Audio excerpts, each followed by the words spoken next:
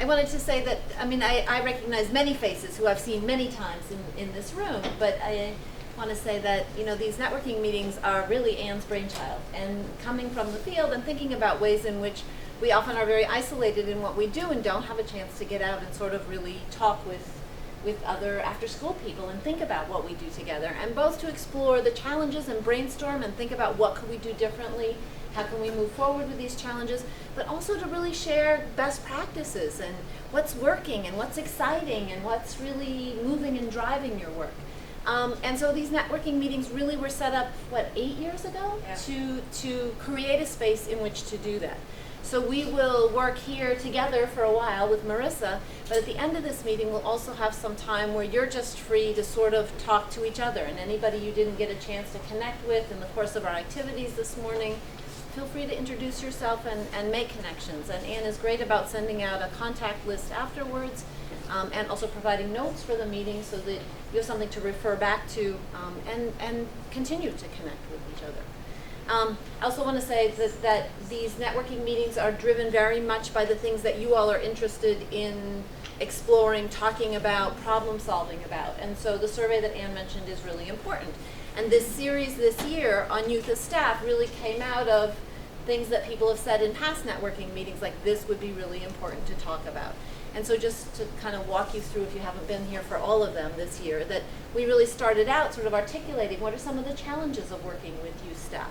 And then we looked at sort of what are kind of the qualities and characteristics and skills set that we would like to see in our youth staff, and problem solved around that, and thought about the phases of youth development, both in terms of their professional development as members of your staff, right, but also as young people themselves, and what supports do they need.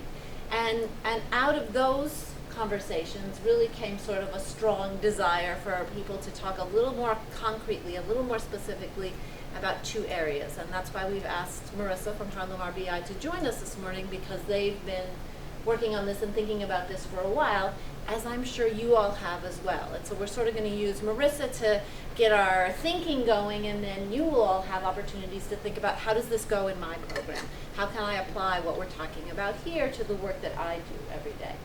In particular, we're going to look at sort of integrating, infusing more professional development sort of in an ongoing way into staff meetings, to think about how to make them more engaging and to provide training that is ongoing, because one orientation is not enough to integrate youth into your staff. Probably not for any of us, really. And then the second part, we're really going to talk about sort of the feedback loop and thinking about ways in which we observe staff members and provide feedback to them in productive and concrete ways.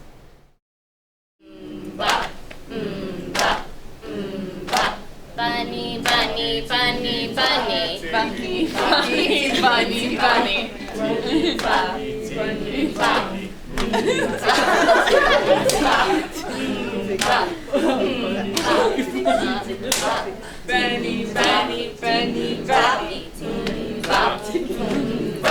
Bunny, bunny, bunny, bunny. Bunny, bunny, bunny, bunny.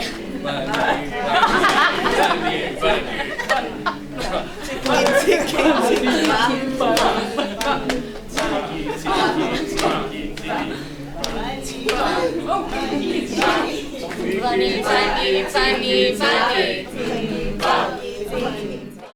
As was brought up before, sometimes we're afraid we're gonna treat our staff as younger than they really are, but if we're being silly and getting into it, then even as adults, I think you can have fun with this sort of game.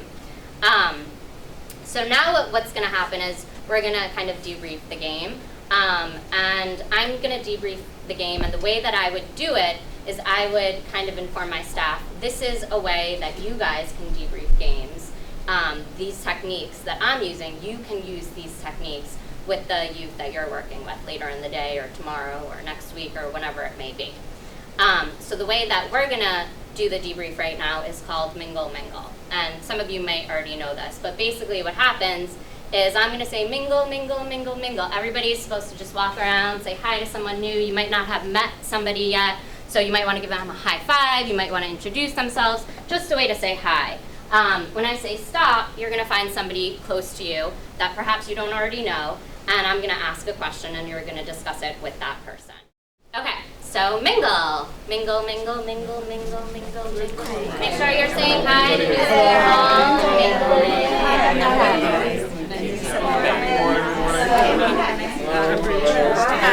Alright, good job. Okay, so here we are. Find somebody you haven't spoken too much to yet. It could be a trio as well for uneven. Okay. And the question is, what did you like or dislike about this game? Go ahead. I'll give you a couple of minutes.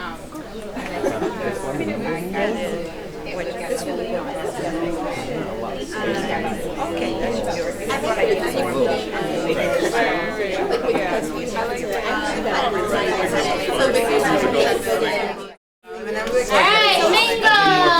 Let's do high fives this time. High five. I'm Kat. Nice to meet you. Yes.